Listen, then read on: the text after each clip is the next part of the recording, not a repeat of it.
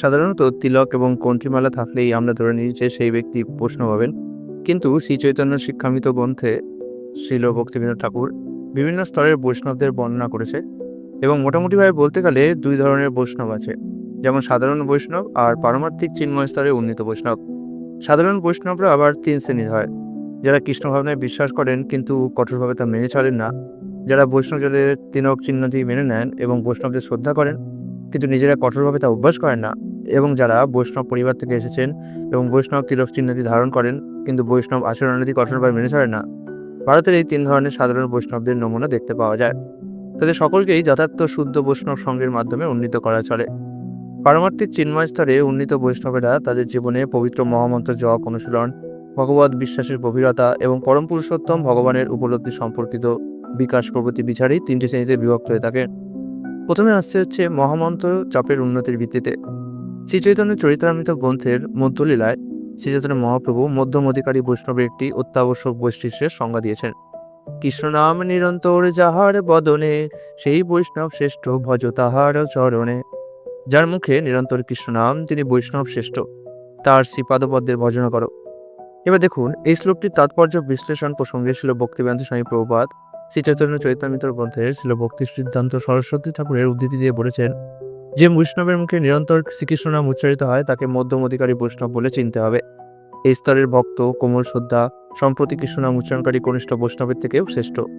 কনিষ্ঠ ভক্ত কেবল ভগবানের নাম গ্রহণ করার চেষ্টা করেন, কিন্তু উন্নত স্তরের ভক্ত নাম গ্রহণে অভ্যস্ত এবং নাম গ্রহণ করে আনন্দ অনুভব করেন।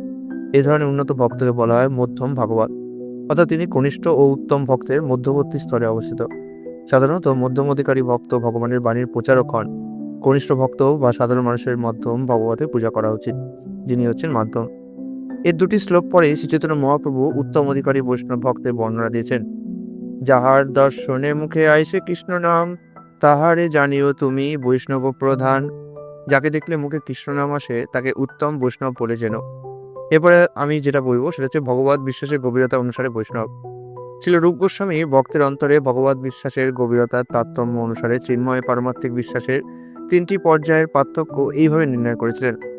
যো ভবেত কমল শ্রদ্ধা স কনিষ্ঠ নিগদ্যতে। যিনি কোমল শ্রদ্ধাযুক্ত তিনি কনিষ্ঠ ভক্ত। এই শ্লোকটিও ভক্তি রসামৃত সিন্ধু গ্রন্থ থেকে নেওয়া হয়েছে। তারপরে আছে য শাস্ত্র দৃশ্য নিপুণ শ্রদ্ধাবান স তু মধ্যম। যিনি শাস্ত্রের ভিত্তিতে যুক্তি প্রদর্শন করতে পারদর্শী নন কিন্তু দৃঢ় শ্রদ্ধাবান, তিনি মধ্যম অধিকারী ভক্ত। আরেকটি শ্লোক আছে ভক্তি রসামৃত সিন্ধুতে, সেটি হচ্ছে শাস্ত্রে যুক্ত চ নিপুণ সর্বতা দৃঢ় নিশ্চয়, পৌর শ্রদ্ধাধিকারী যাসা বক্তা বুত্তম মত। যিনি ভক্তিশাস্ত্রে দক্ষ এবং বিশুদ্ধ সিদ্ধান্ত নিরসনের দৃঢ় যুক্তিপটু, এই প্রকার গভীর শ্রদ্ধাবান ব্যক্তি ভক্তের মধ্যে উত্তম অধিকারী। এই শ্লোকগুলি শিলরূপ গোস্বামী রচিত ভক্তি রসামৃত সিন্ধু গ্রন্থ থেকে নেওয়া হয়েছে। অর্থাৎ মোটামুটি এভাবে বোঝা যায় যে যিনি সবে শ্রদ্ধা স্তরে আছে কিন্তু তিনি অত দৃঢ়ভাবে এখনো পর্যন্ত ভক্তিতে আসেননি, যিনি শাস্ত্র যুক্তিতেও পারদর্শী নন, তাকে আপনি কোমল ভক্ত বা কনিষ্ঠ ভক্ত বলতে পারেন। কিন্তু যিনি শ্রদ্ধাবান, যার শ্রদ্ধাকে টলাতে যাবে না কিন্তু শাস্ত্রীয় যুক্তিতে পারদর্শী নন, তিনি মধ্যম ভক্ত। কনিষ্ঠ ভক্তকে চেনার উপায় হচ্ছে এদের ভক্তি শ্রদ্ধা যেহেতু এখনো দৃঢ় হয়নি, তাই এদেরকে সহজেই বিপদগামী করা যায়। কিন্তু যিনি মধ্যম অধিকারী, তার শ্রদ্ধা দৃঢ় তো হয়েছে কিন্তু তবুও এখনো শাস্ত্র যুক্তি অতটা পটু হয়নি। তারপরে আসছে হচ্ছে উত্তম অধিকারী। উত্তম অধিকারী বৈশিষ্ট্য হচ্ছে তার শ্রদ্ধা তো দৃঢ়, এটা তো অবশ্যই, পাশাপাশি তিনি শাস্ত্রীয় যুক্তির দ্বারা অন্যের যে মতবাদ, ভুল মতবাদ, সেগুলিকে খণ্ডন করতেও পারেন। এগুলি ভক্তি রসামৃত সিন্ধু গ্রন্থে শিলরূপ গোস্বামী আমাদের জানিয়ে দিয়েছে বৈষ্ণব চেনার উপায় হিসাবে। এবার আমরা বলবো কৃষ্ণ উপলব্ধির মাধ্যমে যে বিকাশ হয়েছে সেই চেতনার ভিত্তিতে বৈষ্ণব কিভাবে চলে যায়। শ্রীমদ্ ভগবতে কৃষ্ণ উপলব্ধির তারতম্য অনুসারে তৃতীয়, দ্বিতীয় এবং প্রথম শ্রেণীর ভক্তদের বর্ণনা এইভাবে দেওয়া হয়েছে।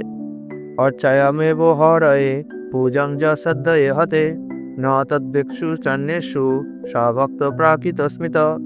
যে লৌকিক ও পারিবারিক প্রথাক্রমে পরম্পরাগত শ্রদ্ধার সঙ্গে অর্চা মূর্তিতে হরিকে পূজা করেন, অথচ শাস্ত্র অনুসরণের দ্বারা বা শুদ্ধ ভক্তিতত্ত্ব অবগত না হয় হরিভক্তদের পূজা করেন না, তিনি প্রাকৃত ভক্ত, অর্থাৎ ভক্তি পর্ব আরম্ভ করেছেন মাত্র, তাকে ভক্তপ্রায় বা বৈষ্ণবাভাস বলা যায়।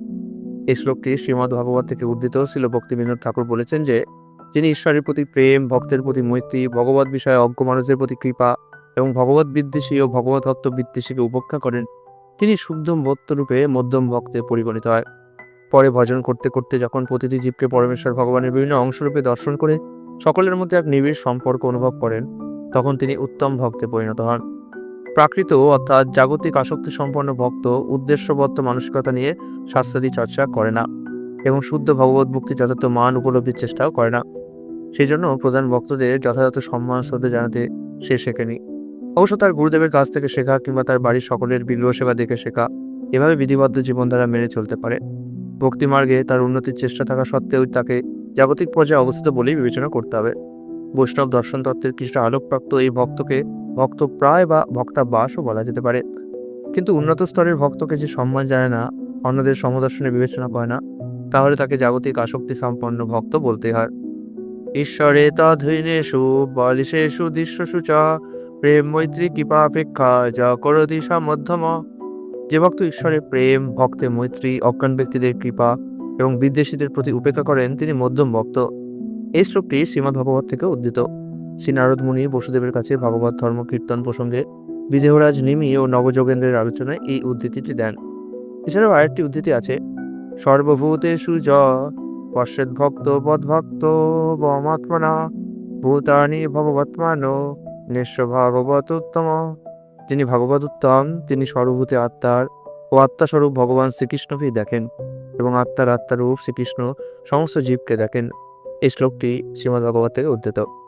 অর্থাৎ আশা করি আপনাকে আমি বোঝাতে পারলাম যে বৈষ্ণবের প্রকারভেদ আছে। বিশেষত তিনটে প্রকার তো সবসময় দেখা যায়, কনিষ্ঠ অধিকারী, মধ্যম অধিকারী এবং উন্নত অধিকারী। যদিও কনিষ্ঠ অধিকারীর ভক্তি শ্রদ্ধা সবে শুরু হয়েছে, তবুও তাকে বৈষ্ণব বলে মনে করতে হবে। কারণ আমাদের এটা বুঝতে হবে যে ভগবান শ্রীকৃষ্ণ বলেছেন যে বহু জন্মর পরে হয়তো কোনো একটা জীব আছে যে দুরাত্মা নয়, যে মহাত্মা, সে আমার প্রতি প্রপত্তি করে, তো তাকেও একটা শুদ্ধ ভক্তরূপে বিবেচনা করা উচিত। যদিও তিনি এখনো শুদ্ধ ভক্তে পরিণত হননি, কিন্তু আমাদের তাকে ভক্তরূপে বিবেচনা করতে হবে। এমন নয় যে তার সাথে দুর্ব্যবহার করবো যেহেতু সে কনিষ্ঠ ভক্ত রয়েছে, যেহেতু সে এখন উন্নত ভক্ত হয়নি, এরকম করা উচিত না। সবাইকে ভক্তরূপে বিবেচনা করা উচিত।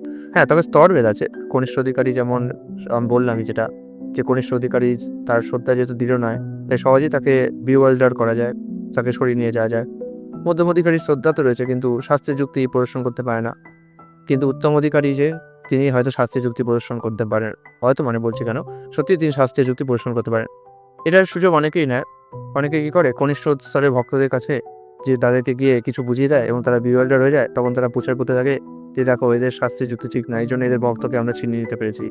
ওরা অনেকে মধ্যম অধিকারীর স্তরে যায় এবং তাকে গিয়ে কিছু কঠিন প্রশ্ন করে। এবার যেহেতু মধ্যম অধিকারী শাস্ত্রের যুক্তিতে অত পারদর্শী নয়, পটু নয়, এমন হতেই পারে যে সে কোনো কিছু যথাযথ ব্যাখ্যা দিতে পারলো না।